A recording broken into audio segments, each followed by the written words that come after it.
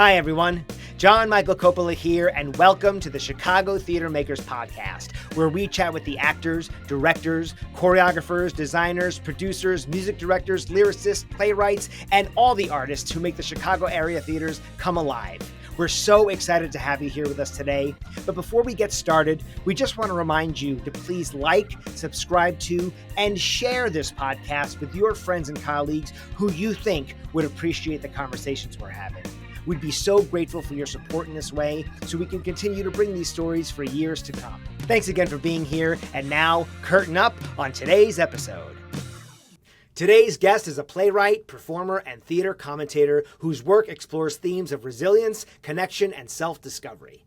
Known as Broadway Bob on TikTok, he shares theater news and insights, sparking conversations across the Broadway and regional theater communities.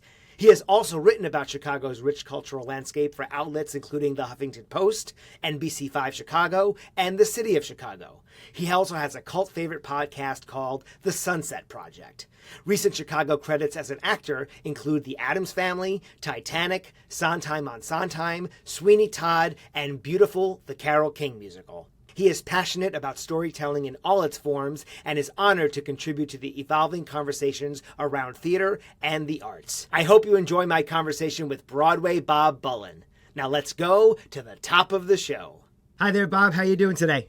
I'm doing great. How are you? I'm well, thanks. Thanks so much for joining us here on the podcast.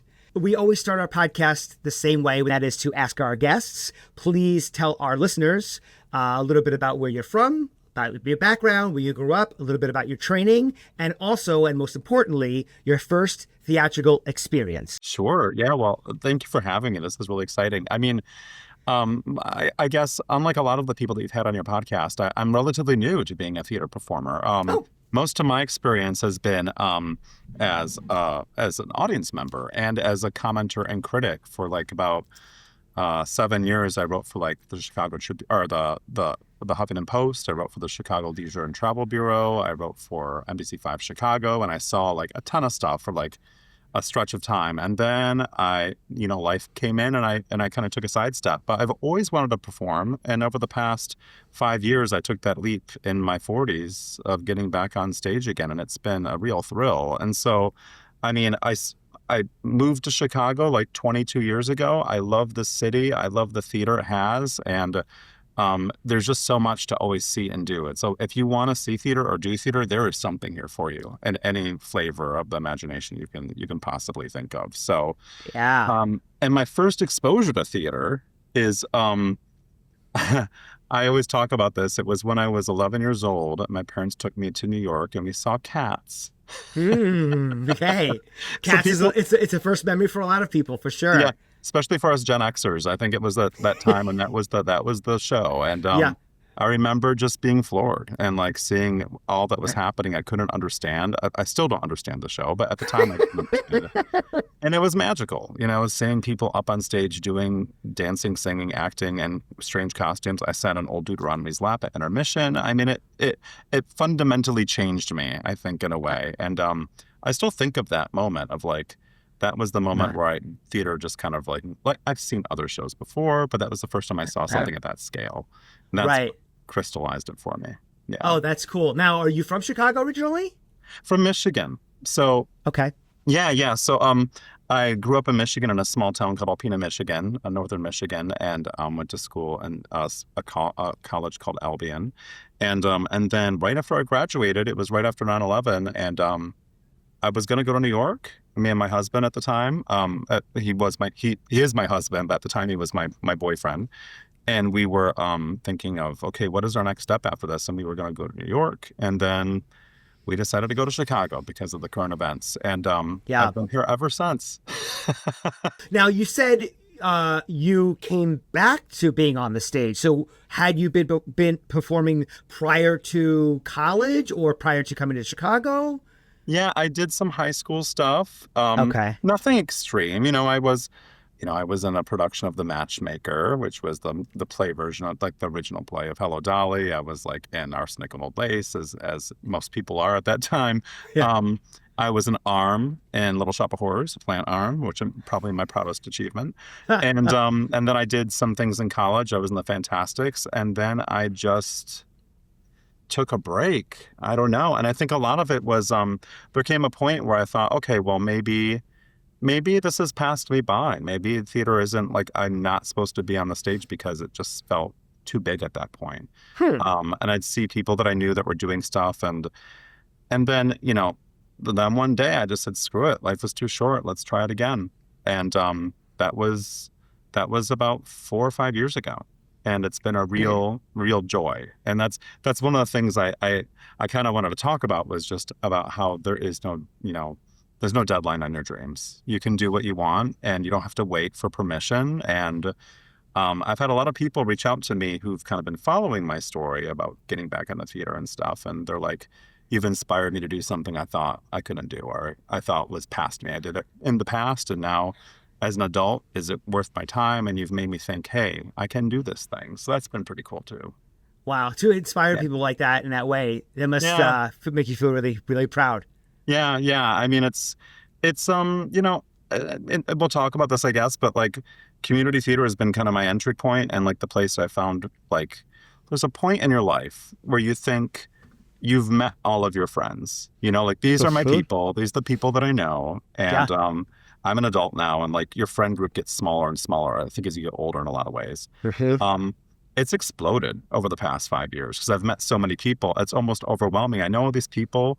We were talking about Max Trotter earlier, you know, people like that I've become friends with who weren't anywhere in my circle like 5 years ago, and they're very close now in terms of like going through these experiences of doing these shows and like getting to watch them do stuff. And that's been the biggest fulfillment, is just widening my net of people that I know, that I thought, you know, you think after a time you're like, you know, this is my world. It's exploded, you know? Isn't that amazing? I want to tell you a funny story. So I grew up doing community theater myself. It was basically my biggest training ground. And a lot of people that I grew up with doing community theater with are still dear friends to this day. Some of them are a couple of decades older than me, or a decade and a half, and some of them are my age. I had a girlfriend, and, you know, we parted ways, but we did community theater together, and we've stayed in touch. Of course, Facebook, you know, we connected again. But after I did community theater and I started doing professional theater, I had done a tour of the musical She Loves Me, and that was based on the 91 revival. It was a non-union tour, but it had many of the same creative brains behind it. And I met I played Arpad, and the gentleman who played Mr. Marichek's name was Lad Boris. We're still friends to this day. And cool. Lad came through Chicago like last year with his husband, and we saw each other in person for the first time in 20 years. So I had dinner, great time. So Lad goes away. He's posted on Facebook, oh, I'm going down to Florida to play Sancho in Land of La Mancha with this community theater company. I'm like, okay, great. And then all of a sudden I start putting the dots together. I went, wait a minute, I think that's where Cindy's working the box office. So I'm like, hey, and next thing I know, they're palling around. They are now good friends. This guy who I did a tour with in 1991 and my ex-girlfriend from high school are good friends now. He doesn't live in Florida. He just went down there for like 6 months. He did 2 shows back to back, Land of La Mancha, and then he played Pirelli in Sweeney Todd, where my ex-girlfriend played the beggar woman. She's wildly talented herself. But I mean, it's really phenomenal how like community theater, not just will it, you know, depending on where you are in your life, right? You've got these connections that sort of stay with you and then connect with other areas of your life sometimes where you're not even able to obviously see that far down into your future. But like even today, whenever I see something on like Instagram or Facebook, I literally respond like, my mind is still blown about this connection. It's crazy. It's a small world. I mean, even like, there are once you get in the circle, you're suddenly like you're part of the network in a way, and you meet all these people. And I'm not nearly as accomplished as a lot of people that I've befriended. They've done stuff their entire lives. They've been working in the community theater scene in Chicago for decades, many of them, and it's amazing how quickly you get to know people and about how everyone has worked with each other before, and it truly is a community, especially in the Chicago community theater scene. It's pretty tight-knit. Yeah. Community theater, that word community really lives up to its name in that regard. Absolutely. Tell me about some of the influential people you've had in your life that may have either been inspiring to you in your personal life or creatively. Many of my supporters and people I looked up to, I still think about and still make references to this day from my training in community theater. Yeah, I mean, I would say there's a few people. I think first is my dad. He passed away about 2 years ago, and he's someone who was very supportive of the fact that I was doing something new. I think he was kind of a reluctant actor himself. He always talked about wanting to be on the stage, but he had too many stage nerves to make it happen. So I think he was excited that I started doing it. And I mean, a piece of new news is that I recently got cast as of like a couple of days ago in a production of A Christmas Story, the musical, as the old man. Oh my God, what a great role. Congratulations. It's a fabulous role. I'm so excited. My dad loved that movie. He loved that role. And movie. He would watch it every year and laugh and laugh. And so when the opportunity came up to audition for it, I was like, I gotta give it a shot, you know. In my audition video that I sent in, I used one of my dad's leg lamps that he had, because he had so many leg lamps from loving the thing. So my audition was in tribute to him. So he's kind of someone who I kind of carry with me when I do shows, because he didn't really see me perform. He got ill before I really started performing and I was able to see me. So it's kind of a regret, but it's also something that I kind of take him along with me whenever I do a show. And oh my God, and what a full circle moment. What a great role that now this is like quintessential. Yeah, it's going to be really cool. I mean, I hope I can live up to the task, but I'm sure you will. You have a great song in the show. Oh my gosh. There's a couple. It's a fun show. I had seen the tour in 2011. I saw the Chicago premiere of it in 2011. And it was a different show then. But it was, so I watched a bootleg of it recently just to refresh my mind. I'm like, the old man has a few numbers. Okay, let's get into it. The one I was thinking of was Major Award, but it's probably our others. But that one's such a iconic song. Oh my God. I'm so happy for you. That's great. Yeah. And I think a few people, like my third grade teacher, Mrs. Apsey, was someone who saw talent in me and believed in me, which is the first time I remember someone doing that, and kind of got me to play Peter Rabbit in the school production of Peter Rabbit. And that was really cool. And I didn't have much confidence in myself, but she did in a weird way, which helped me kind of find that part of myself. And then more recently, there's a few people that I've worked with in my relatively short time of doing theater. I say Claire Yerman, who's one of the directors I had for Titanic, the musical at Wheaton Drama a couple seasons ago. She's someone who, she was our director. She's an accomplished performer and stage combat, choreographer. But this was her first take at directing a musical, and she did it with such grace and poise and care. And it was such a fabulous experience and a really, complex and hard show psychologically, and she took care of all of us, and she was dealing with a lot of stress, but she didn't let us feel it. And it just was this is how I think how it's done. It's someone who leads with capable command. And I thought that was just so, and she just had a lot of trust in us to kind of find her own characters, and that was really cool. And then another person I've worked with recently is Laura Rose Hilger, who leads Rose Theatrics, and she created this theater company, and she the stuff she's doing there is amazing. And I just she kind of changed my perspective on theater and community theater in terms of the joy in it and treating everyone with respect, and but also being very firm about what her vision is, and balancing those two things. And it was so seeing people who are really capable in their element and doing awesome stuff, I totally am all about that. No, I can't say I blame you at all. Now, I know you're newer to performing, but we all have these little tricks and creature comforts that we lean on when we're developing a character or when we're in performance. So do you have any of those hacks, as they like to call them nowadays, that you like to lean on? I think for me, what I'm learning is there's a couple things. And I mean, that might be rudimentary to some people, but some of mine are getting off book as early as you possibly can. I find that as soon as you can do that, you're not focused on the page, you can do fun things. And I learned that, relatively recently. I was always, holding my book and referencing it. And I made sure that I had my lines down so that I could play. And I think that's something that helped me kind of remove the nerves and also just get comfortable with just being in the moment than focusing on memorization. Get that out of the way first. And a lot of times we're doing shows that are already set in stone. The words are there. They're not going to change. I'm not doing new material. I can remember it ahead of time. I can do the work ahead of time and then be open to like what the director's vision is versus focusing on what's on the page. Sure. I think the other very simple thing is I just observe what other actors are doing all the time. People who have like much more experience than me. And I talk to them, like when they do really cool stuff, or I'm seeing them like just have ease on the stage. I'm like, what are you doing that's working for you? And they're like, well, I make sure that I'm prepared. I make sure that I have my lines down. I make sure that that I'm always just taking risks.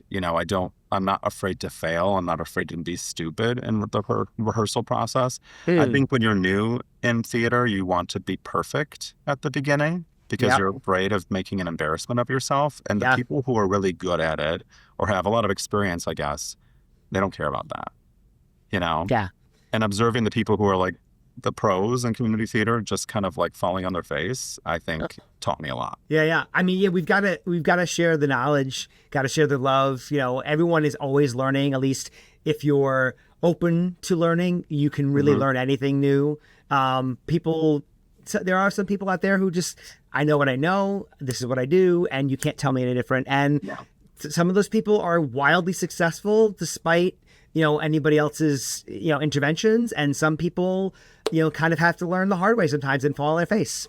Yeah. And I think the people that I respect and the ones I'm attracted to as performers, like in professional and like in quote unquote professional community theater, is that they don't do that. They show up with kind of a blank slate, and of course they have their skills and their bag of tricks, but they pull them out when needed, For sure. So, obviously you've seen a lot of theater all over the place. When you saw Cats, was it in Michigan, or did you say you saw it in New York? Saw it in New York at the Winter Garden. Yeah. Gotcha. The original Cats. Gotcha. The original Cats. Yeah. But Laurie you've seen Beachman. So funny story. Yeah. You know Laurie Beachman, of course, right? Oh yeah. Yeah. So for those in the podcast who might not know, she was like a iconic beltress back in the 80s and 90s and 70s too, and she passed away of cancer, and it was very sudden and very sad. But when I saw the show, she was playing Grisabella. Oh yeah. And for many years until recently, I had this belief in my head I saw Grisabella played by Laurie Beachman, and then not too long ago I was digging through my closet to clean out some things. I found the original program from when I saw it back then, and out flopped all of these understudy slips, and she wasn't in the show. So who was Grisabella? Do you remember? Did you remember the slip? I don't remember. No, it wasn't Laurie Beachman, but it was like, as a kid, I didn't know any different, Or your parents just hid away those slips and made you live the dream. I just didn't. I guess I didn't realize, or maybe I lost the slip. But whatever, it was sad to know I didn't see the legend Laurie Beachman. But it was in New York when I saw Cats. In your mind, you did. You could always hold on to that memory. Yeah. So of all the shows you've seen, and you've seen a lot, and you've commented on a lot, give us some of maybe like your top 3 favorites. Yeah, well, when you told me that this question would be coming, I had to look back at the stuff I've seen, and like I mentioned, I used to review theater and write about theater for like 7 years, and there's one year I saw like 160 shows, Wow. And so I had to look back. I had a blog that it's not public anymore. I took it off for various reasons, but I went back and like looked at my top 10 lists of stuff, and I'm reading all the stuff I've seen over the years, and some of it I had no memory of what I saw. Like I wrote about the show, but I had no memory of seeing it. And so, but there were ones that popped out like immediately that like I remember being the formative ones of my Chicago theater experience. And a few of them very quickly is there was a production of A Little Light Music at Chicago Shakes back in 2010, maybe. And it was starred Barbara Robertson as Desiree. Yeah. And I love Barbara Robertson. She's one of my favorite Chicago theater actors. I think she can do no wrong. In fact, I remember seeing a show and she sat in front of me, and I kind of fangirled out on her, and she was just delighted and a little creeped out. But I remember what she did in that role. Like, first of all, it's a beautiful production. I'm forgetting who directed it. Was it Gary Griffin? It was Gary Griffin, yeah. You're exactly right. It was just a beautifully, appointed production. Like, not super fancy, but perfectly done. It was like the orchestra was behind them in a scrim. It was beautifully directed, beautifully sung. It was just a perfect production in my mind. And I remember the way she played Desiree, she played her like a truck driver. Like, she walked out in her opening number where she's with her like suitcases, wearing a wig cap, no makeup on, just, getting ready for the show. And you picture Desiree as like, this ethereal woman on a pedestal. And she destroyed that, And I was like, who is this woman? I'm obsessed. And it was like my first time seeing like a legend on stage, much like Hollis Resnick is another one that Hollis was a good friend. Yeah. 1,000%. Seen her. Hollis was she Charlotte in that production? No, she wasn't. I remember seeing it at Ravinia. And she was Charlotte in that production with Patti LuPone as Desiree, which is a very weird concept. But not as weird as, I hate to say, not as weird as Patti LuPone playing Annie in Annie Get Your Gun, which I was in. And you were in that? I was in that. She was quite the dynamo to work with, as you would expect. I would love to hear all the stories. I don't know if we have the time. But offline, we'll chat about them. Yeah. Yeah, I've been a huge fan of Patty's until quite recently, but she I saw all those Ravinia things, the whole Sondheim thing. I saw that Annie Get Your Gun, and I was like, Granny Get Your Gun, all the jokes. But you seemed really happy to be up there when we were, Yeah. Yeah. I mean, and to work with George Hearn and Patrick Cassidy. Yeah, I was like one of the Cassidys. Yeah. Yeah. And funny story about George Hearn, I'd only known him from Sweeney Todd. Like that, obviously the live capture of Sweeney Todd. Like, all right, I'm going to be working with George Hearn. Could not have been any nicer of a human being. Really? And I almost was disappointed. I almost want to say, can you just give us a little Sweeney like anger or something, just evil? And no, he was just the kindest man. And I was obviously thrilling to be in the room with the two of them. And he was Buffalo Bill, so he wasn't front and center of the whole show. But man, oh man, it was a career highlight for sure to be in the room with the two of them. I'd love to hear that. I love that whole Summer of Sondheim series. It was so well done, and just like what they pulled together in such a short amount of time. And one of the underrated ones that I don't think people talk about was they did Sunday in the Park with Audra as Dot, which I don't think a lot of people knew that she played that for a weekend. Yeah. Wow. Yeah, Audra was Dot, Michael Cerveris was George. Patty was Yvette and the Dana Ivey role. But it was a very, that entire season was another big memory of what they did there. Yeah. There's a production I remember seeing in 2011 of Eurydice that Filament Theater did at this warehouse in Pilsen. And I remember it's one of those things that sticks out to me, that I had to walk in the rain to get to this warehouse, which I'm not sure was fully up to code to perform in, but I don't have no proof. I'm not making any claims, but it was one of those things where it was perfect Chicago theater to me. Like, you're in this crazy space, seeing this this performance in this warehouse in the middle of a storm, and it haunts me. That entire performance, that memory there. Like, Filament Theater I think they're still around. I hope so. I'm sorry if they still are.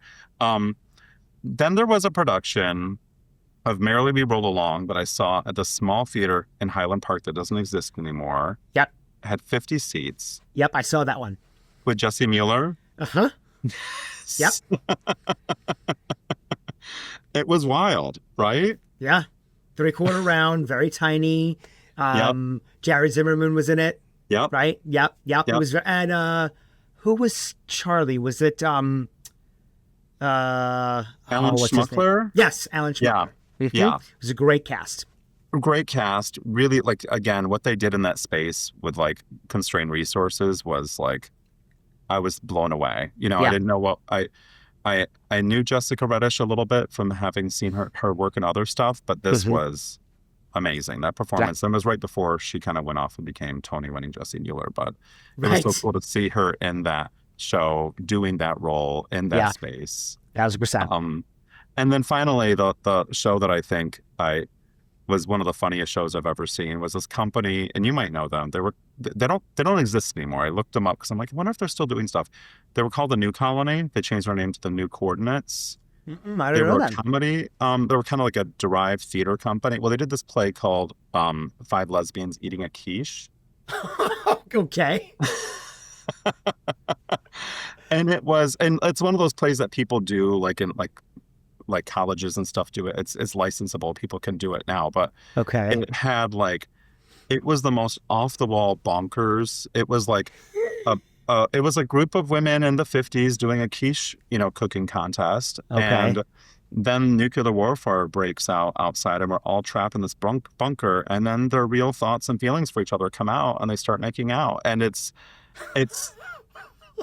is bananas. And Mary Hollis Imboden, who is now like a TV star, she was the original cast, like company member of this group. And she played the lead, like, quiche judge, and it was one of the most hilarious comedic performances I've ever seen on stage.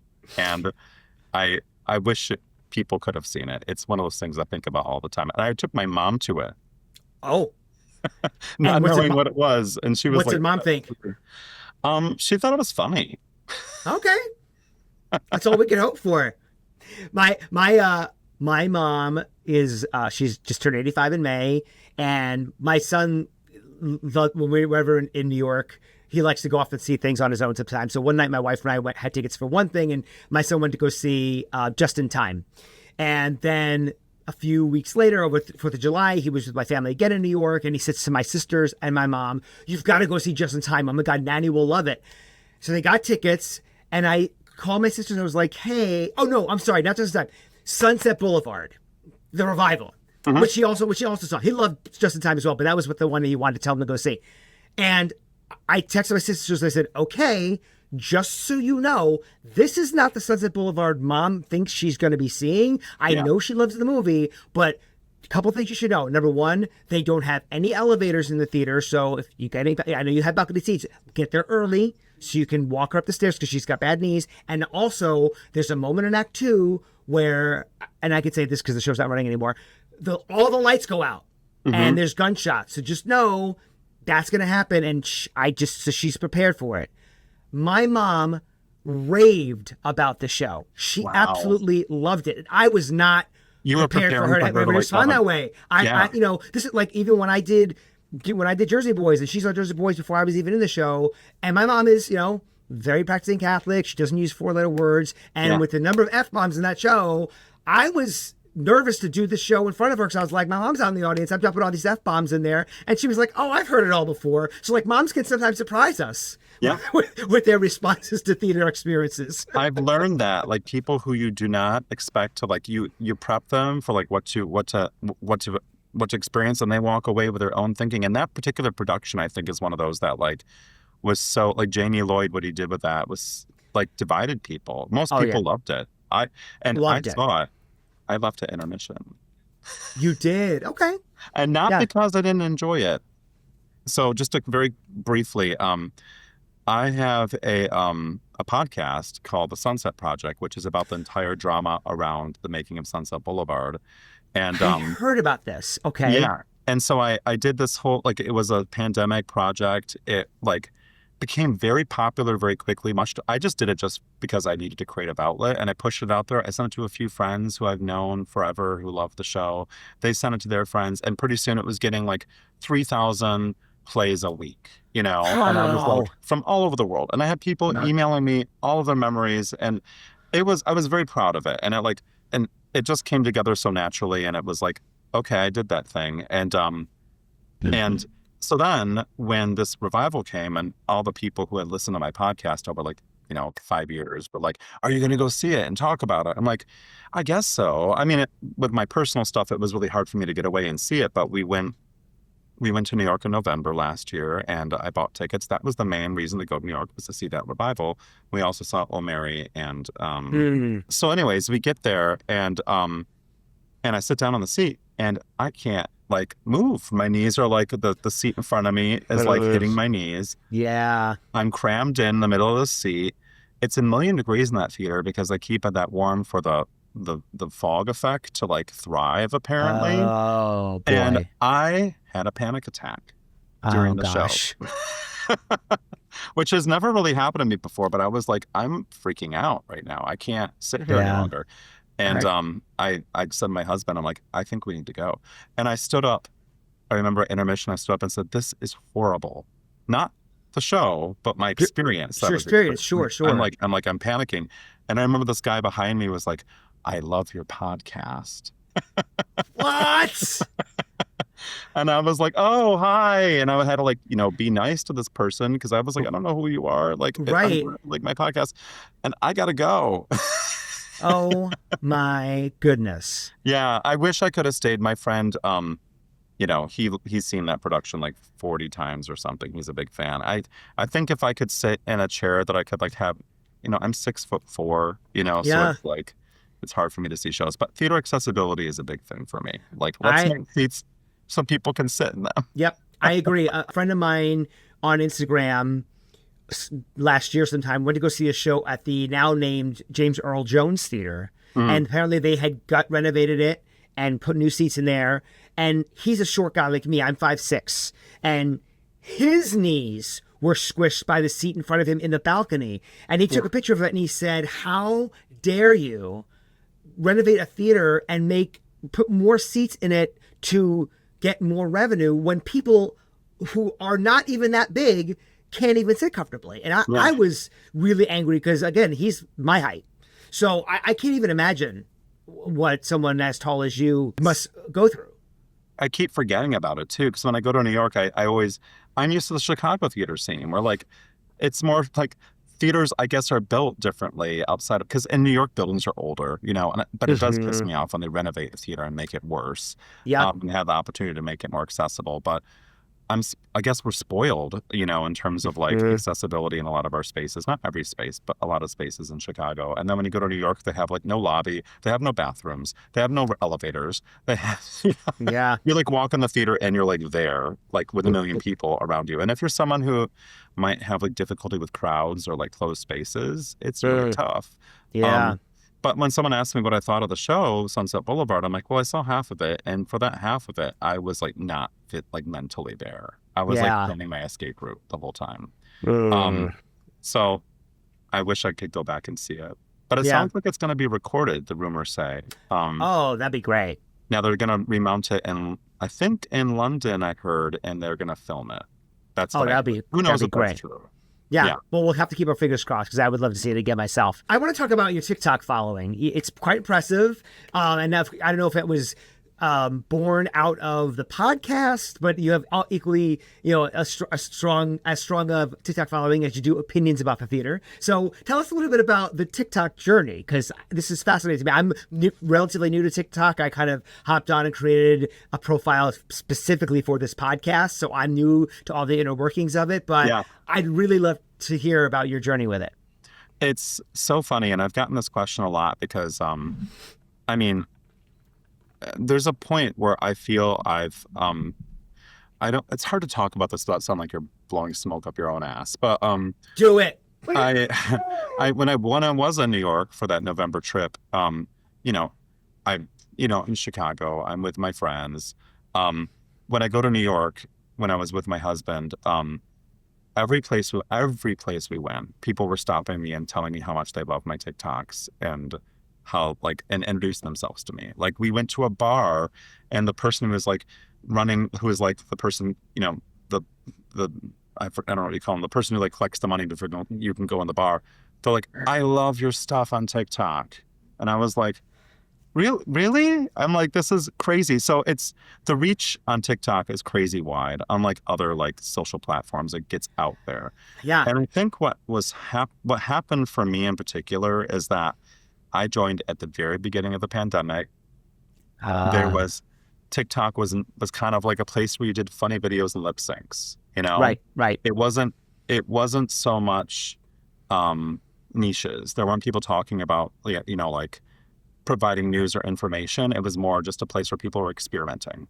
Yeah. And when I joined, I think there were a lot of influx of people, I'm sure as who were like, didn't have theater anymore, didn't have an outlet, and they wanted a place to talk about it. And kind of mourn the fact that it was over for whoever knows how long. And so I just started talking about shows I liked and things I liked and like my thoughts on things. And I think I was one of the first. I wasn't the first, but one of the first. And all of a sudden, I started getting followers of all kinds and shapes and sizes. And it was overwhelming, but it was also comforting to have all these people that you can kind of talk with. And then other community, like theater members. And there's people on TikTok now who do much more than I do. They do much better content. They see everything. Like Theater is Life. Kate is their name. They travel around the world and see a million things. And they don't have as many followers as I do. They should have more than I have. But I think it's just because the algorithm pushed me to the front in the pandemic. So that was, so I try to use that profile for good versus like, there's a lot of dunking on shows and stuff on TikTok, which I don't, engage in that. But I try to keep it a positive place, a place to like critique stuff and a place to, just to wherever I can to promote, like right now it's community theater and shows that are happening outside of like the loop. And also just news I find interesting or people should be aware of.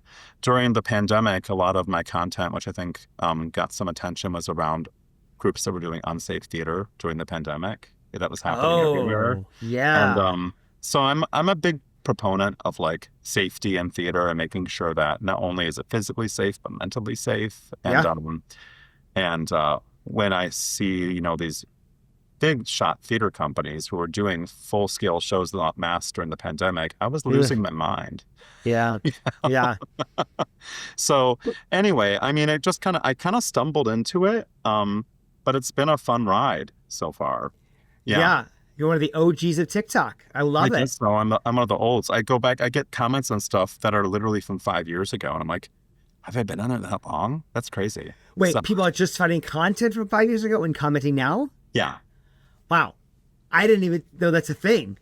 Usually it's not. Usually it's like, what's the most recent thing you've posted? But every now and then, like someone must have shared a thought that I had about, like a hot take I had about something 5 years ago, and it like bumps up again. I don't know. Yeah. So, but yeah, there is a lot. I mean, I guess the thing I'd leave is that there is so much theater content on TikTok now, and so many people who are doing amazing stuff. Like, if you go to TikTok and you're not sure what TikTok offers, the scary thing, which is also the cool thing, is it will feed you like the content that you like and engage with. So if you see a few people that are doing theater stuff, you'll start seeing the feeds of people. And there's a lot of really talented, like passionate people sharing the stuff that they've seen in their thoughts. Like it is night and day of where it was when I was 5 years ago. So it's a great place to like have a conversation and learn stuff and different perspectives. So I really get it. Yeah. One of the scary things about having launched this podcast is the amount of time I need to be connected with the social media things to push these clips of the upcoming episodes. And then when the episodes drop, it's a bit overwhelming at times. And I'm trying to now limit my time on there and actually the days on which I record and edit my podcast now, I'm trying to limit it to the days when my wife is working. My wife just got a new part-time job 3 days a week, and so I'm really trying to just keep it to those 3 days a week because it's a good like 5 or 6 hour chunk when she's at home. And but it's really hard to not, because that little person inside is going, you really should check to see how many views your Instagram reel got or how many views your TikTok post got. And like, it's just sort of self-serving for like this thing that is, don't get me wrong, I'm thrilled that people are responding so well to it, but it's kind of a time suck sometimes that I wish I could get back. It's it's designed to pull you in. Right. Yeah. So you have to put the boundaries around it yourself, unfortunately. And I have a hard time with it. I open TikTok and half an hour's gone by, and it's not healthy. So I think it's a matter of how do you like just turn it off? It's so hard, especially these days. You would just want to like, you want to escape into another world sometimes and like see like funny things and people who are talking about something. But it's I get it. Let's talk about if there's any lessons you have learned from performing, and are they lessons that you wish you had learned sooner? This is such a great question. And I think the biggest one is imposter syndrome. I think that you, I think when you go and do something new, like I mentioned, I've started doing theater again in my 40s. You're like, am I too old for this? Am I going to Yeah. look silly? Is it okay if I do something that's going to make me like fail in front of like a couple hundred people, you know? And I think imposter syndrome is something that everyone has, except for, I think Martha Stewart said that she has no time for imposter syndrome, which I wish I had. But everyone has it. And I think it's one of those things where you, when you, I remember when I was, my first big theater thing that I did, it was like my second show, and it was Sondheim on Sondheim. And I had to perform Epiphany in front of like 50 people in a tiny little space right in front of their faces. I'm like, how the hell am I going to do this? I'm brand new to this. I have to sing this song in this setting in front of my friends who are staring at me. How is this going to be? Like, should I be doing this? Do I have the right to do this? And I had to tell myself, yeah, you got to do it, and you got to get out there and own it. And I think that's something that theater has taught me, to kind of just go through the fear. And when you do it, nothing is more satisfying than when you've gone through a thing that you thought you couldn't do and you succeeded on the other end. And there were times where I did that number and I completely fucked it up. Yeah. And I ate myself up for the entire run of it. And I'm like, why did I do that? I had a blip, and I could have just enjoyed the rest of the run, and I let it infect my thinking. And I had to relearn that that's stuff that happens. So I guess my long-winded way of saying imposter syndrome is something that we've always dealt with it, but theater has kind of opened it back up for me in a big way, that I have to I had to relearn what that meant for me and how to fix that. And then I think the other one is, it's never too late. It's never too late to do something that you've always wanted to do. Yes, there's a woman that I became friends with in my last show. We're both in our mid-40s. And we're like, what roles are there for us? We're too young for the old people roles. We're too old for the young people roles. What are we supposed to do other than a little night music? Where are the adult musicals? Yeah. And then you get the old man, and you find the roles that come to you. But it's a matter of did I wait too long for this? And I don't think I did, but I think it's never too late to do the thing that you want to do, whether it's performing, whether it's making pottery, whether it's doing anything. Go and do it. Life is funny. It's funny you mentioned the pottery, because I always had a desire to want to give my hand give a hand at it. And my wife, for my birthday last year, maybe it was my 50th, so it was a couple of years ago, we had a private lesson at a pottery studio 10 minutes from my house here. And God, I loved it. It was so fun. We came home with the little things that we made, and we keep saying, oh, we got to go back. Yeah. We've had a lot of personal things that have popped up in the last year that we haven't been able to get around to going back. But man, I totally connect with the pottery piece, and really just anything that if you want to try, go for it. What's the worst that can happen, right? If you fail, you get up and try it again. My friend and I used to watch The Great Pottery Throwdown, and this is the example. I brought that example up because she's someone who's also around my age, and we were watching it, and she's like, man, I really love to do pottery. It looks so fun and relaxing, and you should do it. And then I started doing theater, and she started doing pottery classes, and she brought she's now experimenting with glazes and making all of these amazing things, and she's only been doing it a year, and she's exceeded so quickly, and now she's making complicated stuff. And so I love that. It's we both kind of just said, let's do the thing that we want to do. And you're both thriving as a result of it. That's fabulous. I mean, we're doing it. I don't know if we're thriving all the time, but we're having fun. If it's bringing you joy, you're thriving. That's my point. That's my thought. That's right. Yeah. Do you mind if I ask what you do outside of community theater, what your day job is? Yeah, I'm a director of communication for a water technology company. Okay. So, now, are there any lessons that you've learned in your day job that you can carry over to your performing, or not? Absolutely. I think, it's more kind of,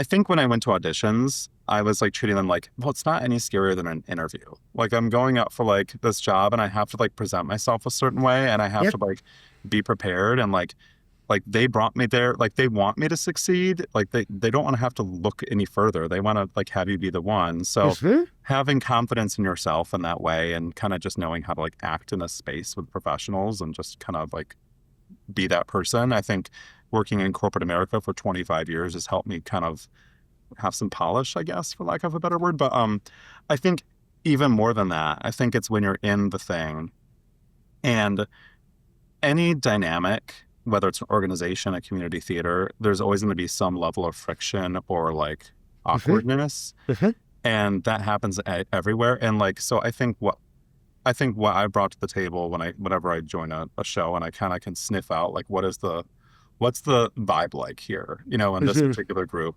And Read the room, as they they're the say. decision maker, they're the person that does this. And like so I'm able to quickly figure that out and just kind of navigate in that space. Yeah. Something that's helped me kind of like just move through the muck a little faster when I'm like with a new group. Because every show I've done so far, it's been with a new theater company and they're all kind of have their Oh, own way of working. You know what I yeah. mean? Yeah. So that's helped me a little bit too. I think those are things, just having confidence and like new experiences and rolling with it. I think that's the other thing too. Like oftentimes when you're in meetings with like the C-suite, you kind of have to like adapt Oh, and like yes. take feedback. Yeah. And that's all you do in theater is adapt and take feedback. That's right. Yeah. It's the yes and every single day in Yeah. the corporate, particularly sometimes in the corporate environment among C-suite. I worked corporate for many years and I agree with that sentiment wholeheartedly. Be fully prepared, but be ready to pivot and not have too much not have too much pride in what you've done. Have pride in what you've done, but not like hold on to it. Like be able to let it go and start from scratch if you have to. That's right. Yeah. Yeah. What's a piece of advice that you've received about either acting or career advice that you sort of go to more often than not? It was I was thinking about this question and I don't know if so there's this podcast called The Golden Girls Deep Dive. Go with me. This is going someplace, all right? Okay. And Jennifer Samard is one of the hosts, and I've loved her career for a long, long time. And she's now in Death Becomes Her, Tony nominee, 3-time Tony nominee. And Yep. I love her work. And her co-host on that, just was asking her something. And she's like, it really all comes down to like three things. It's be prepared, be kind, and be true to yourself. And that's like, I think when she said that, I was like, oh, that's so simple. And I try to carry that everywhere I go in theater or elsewhere is just know your shit, be kind to everyone, and be true to yourself. Like, don't be a pushover. If you're getting like, you have to like stand up for yourself when absolutely necessary and others. So yeah, when she said that, I'm like, that kind of crystallizes what I think to be the most essential piece of feedback in any situation, particularly in theater where you oftentimes have to advocate for yourself. Sometimes. Yeah. So which you can do in a kind way. Yeah. Always. Yeah. For sure. Yeah. So it's simple, but I think that's what's working for me right now. Love it. Thanks for sharing that. Yeah. Now, is there anything else that we didn't touch on that you want to discuss before we wrap up? I just say support your local community theater.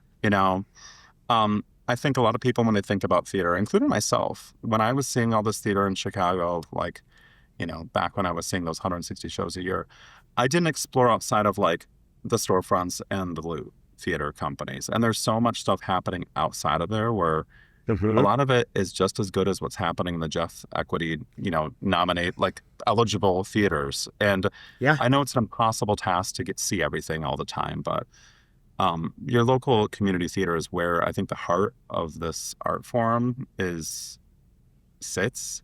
That's where we generate the talent. That's where people who love it can like get involved. And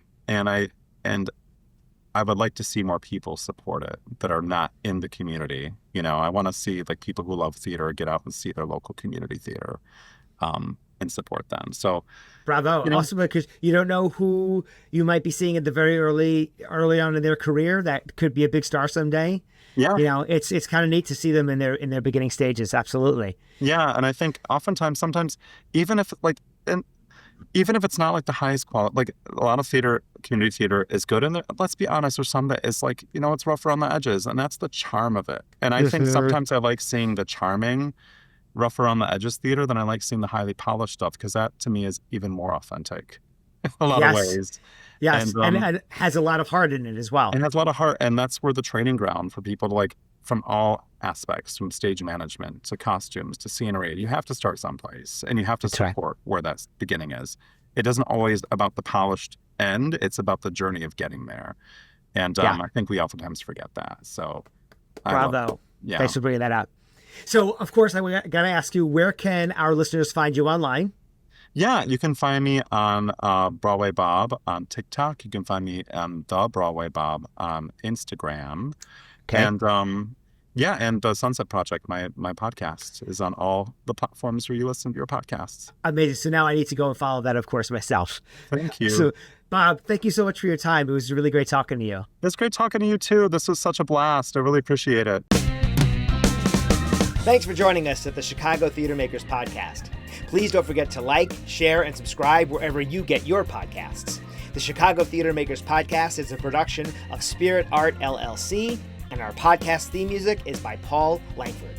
If you or someone you know would like to be a guest on the podcast, please drop us a note at our website, ChiTheaterMakersPodcast.com. That's ChiTheater, makers with an S, podcast.com. We hope you enjoyed spending time with us as much as we enjoyed spending it with you, and we'll see you on the board soon.